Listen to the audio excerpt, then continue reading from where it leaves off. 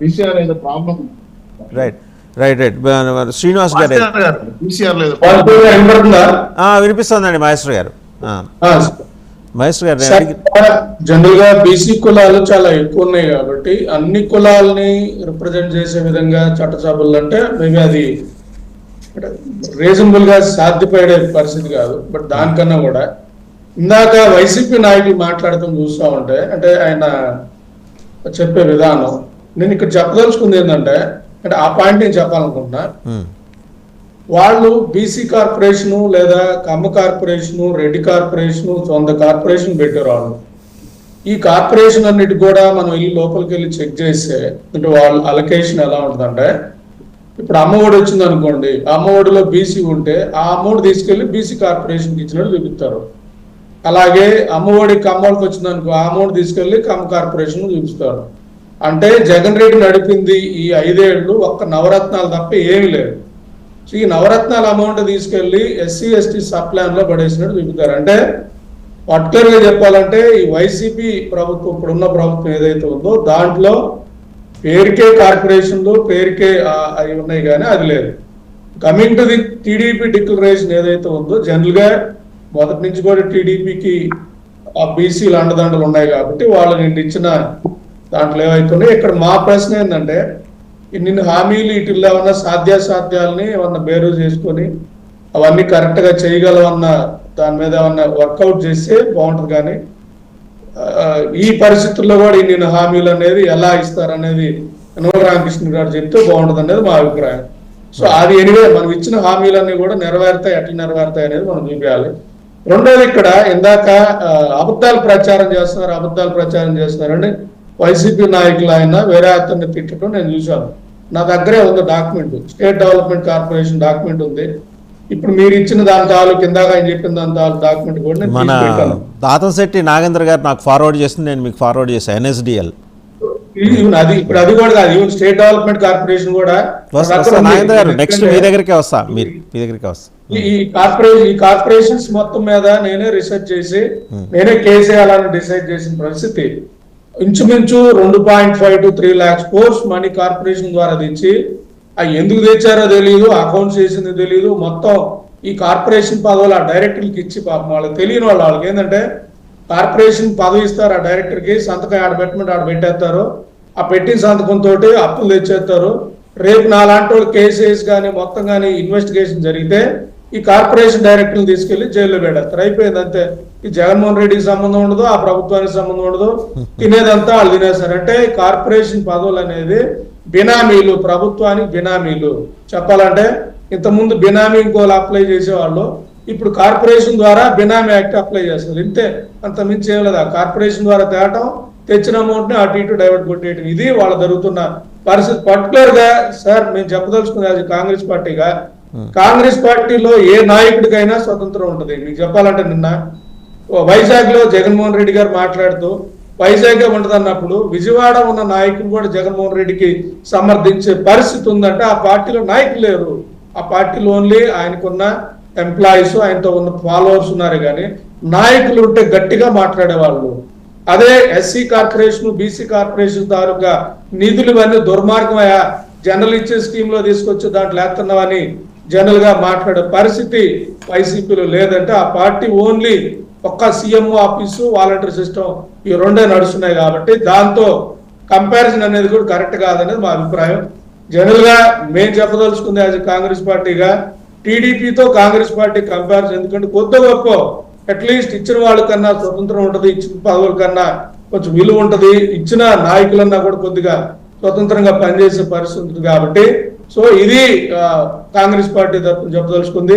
ఇంకా దౌర్భాగ్యం ఏంటంటే మా కాంగ్రెస్ పార్టీ ఓట్ బ్యాంక్ అంతా తీసేసుకొని మొత్తం తీసుకెళ్లి స్వతంత్రంగా ఉన్న వాళ్ళందరినీ తీసుకెళ్లి అక్కడ చేయగట్టుకు నుంచో పరిస్థితి తీసుకురావడం వల్ల ఇప్పుడు వాళ్ళు ఎవరైతే ఉన్నారో ఎమ్మెల్యేలు అందరూ కూడా పారిపోయే పరిస్థితి.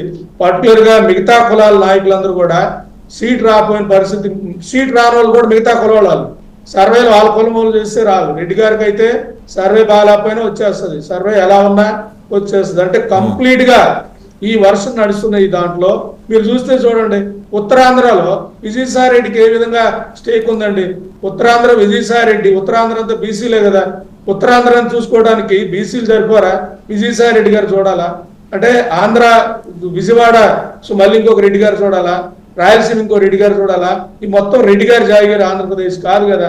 సో ఏరియాలో ఒక్కొక్కరు డామినేట్ ఉన్నప్పుడు వాళ్ళ ఆ ఏరియాలో ఉంటారు. అది టీడీపీలో సో అధ్యక్షుడు ఉన్నాడు, బట్ కాంగ్రెస్ లో కూడా ప్రతి ఏరియాకు ఒక్కొక్కరు ఉన్నారు, ప్రతి వర్గానికి ఉంది, ప్రతి వర్గానికి వాయిస్ ఉంది. ఈ వాయిస్ ఉండే స్వతంత్రం ఉన్న పదవులు చాలా ముఖ్యం. కాబట్టి మీరన్నది ఇక్కడ మనం ఎంతంత హామీలు ఏమేం చేస్తున్నారు దానికన్నా కూడా స్వతంత్రం ఇవ్వాలని ఇక్కడ నేను మళ్ళీ టీడీపీ కూడా చెప్పదలుచుకుంది. ఎస్, ఎన్టీ రామారావు గారు స్వతంత్రంగా ఉన్న బీసీ నాయకులు తీసుకొచ్చారు, ఆయన వల్లనే ఇంతమంది బీసీ నాయకులు ఎదిగారు. ఎందుకంటే లోకల్ స్థానికంగా ఉన్న రిజర్వేషన్ ఆయన అప్లై చేయడం వల్ల నాయకులకు ఎదగడానికి అవకాశం వచ్చింది. బట్ ఇప్పుడు ఆ పరిస్థితి ఉందా లేదా మీరు చెక్ చేసుకోండి అంటున్నారు. ఇప్పుడు బీసీలైనా, ఎస్సీలైనా, ఓసీలైనా, జనరల్ అయినా ఎవరైనా కానీ డబ్బుంటేనే సీట్ వచ్చే పరిస్థితి ఉన్నప్పుడు ఆ డబ్బున్న వ్యక్తి ఆయనకు బీసీల సంగతి ఏం తెలుస్తాయి? బహుజనవాదం అంటే ఏంటి? ఒక కళ్ళు గీసే కార్మికుడు అతనికి ఎమ్మెల్యే అయ్యే పరిస్థితి ఉంటే అతనికి అర్థమవుతుంది కళ్ళు గీసే కార్మికుల తాలూకు కష్టాలు. ఒక గొల్లతని ఎమ్మెల్యే అయితే అతనికి అర్థమవుతుంది. నేను ప్రస్తావన చేసింది ఇందాక అదే కదండి. ఇప్పుడు నాయి బ్రాహ్మణ్, నేను ప్రత్యేకంగా 2 కులాలు ఎందుకు ప్రస్తావన చేస్తున్నా అంటే వాళ్ళు రాష్ట్రంలో అన్ని ప్రాంతాల్లో ఉంటారు కాబట్టి. నాయి బ్రాహ్మణులు కుమ్మరి సామాజిక వర్గం. ఎండాకాలం వస్తే కానీ మనకు కుమ్మరి సామాజిక వర్గానికి చెందిన వాళ్ళ బాధలు వెదలు మనకు అర్థం కావు. రోడ్డు మీద ఎర్రటి ఎండలో కూర్చొని ఆ కుండలు చేసి అమ్ముతూ ఉంటారు వాళ్ళు, లేదా ఎక్కడో చేయించి తీసుకొచ్చి అమ్ముతూ ఉంటారు. వీళ్ళ నుంచి ఒక 54 మంది ఐఏఎస్లు, ఐపీఎస్లు, ఐఎఫ్ఎస్లు ఉన్నారు, కానీ చట్టసభల్లో ఒక్కళ్ళు లేరు గడిచిన 75 సంవత్సరాల్లో. ఎందుకు లేరు? తిరుపతి వెళ్తే మనకు నిండా కనిపించేది నాయి బ్రాహ్మణులే. ఎందుకు లేరు? తెలుగుదేశం పార్టీ అధ్యక్షులు, జాతీయ అధ్యక్షులు చంద్రబాబు నాయుడు గారు నాయి బ్రాహ్మణులకి హామీ ఇచ్చారు, 8 సార్లు ఇచ్చారు ఆయన హామీ, మిమ్మల్ని ఈసారి చట్టసభకు పంపిస్తాను. హైదరాబాద్లో ఉన్నారు, ఒక ఆయన దిక్కు దివాణం లేకుండా తిరుగుతున్నాడు. చాలామంది ఉన్నారు అట్టంటే వాళ్ళు. ఎందుకు ఇవ్వట్లా?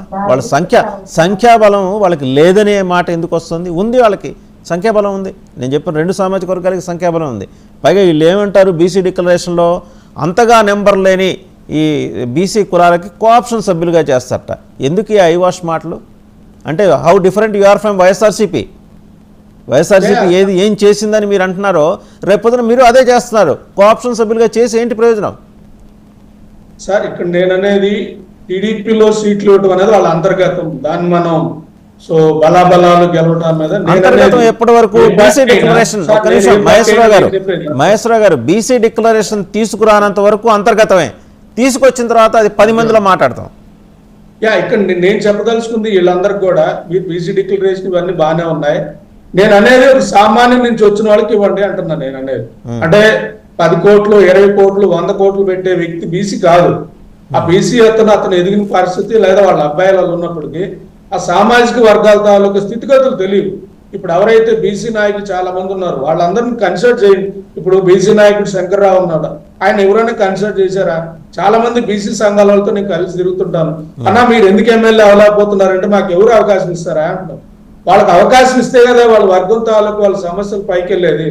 అందరినీ మనీ యాంగిల్ లో చూస్తే కాదు కదా. నేను అనేది రైతు వర్గం నుంచి, రైతు కింద కష్టపడి నుంచి అతను కానీ ఎమ్మెల్యే పొజిషన్కి వచ్చే పరిస్థితి ఉంటే ఆయనకి రైతు సమస్యలు అర్థమైతాయి. అలా కాకుండా 100 కోట్ల 50 కోట్ల ఈ యాంగిల్లోనే మనం సీట్లు ఇచ్చే పరిస్థితి వచ్చినప్పుడు ఏమవుతుందంటే ఆ సమస్యలలో దాని మీద కూడా టీడీపీ కొంచెం దృష్టి పెట్టుంటే బాగుంటుందని నా అభిప్రాయం. రైట్, ఒకసారి నాగేంద్ర గారి దగ్గరికి వెళ్తాం. నాగేంద్ర గారు, మీరు పంపించిన డాక్యుమెంట్ చూశానండి, ఒకసారి దాని మీద ఎలాబొరేట్ చేస్తారా? వెంకటేశ్వర రెడ్డి గారు మీ దగ్గర కూడా వస్తాను నాగేంద్ర గారు మాట్లాడిన తర్వాత.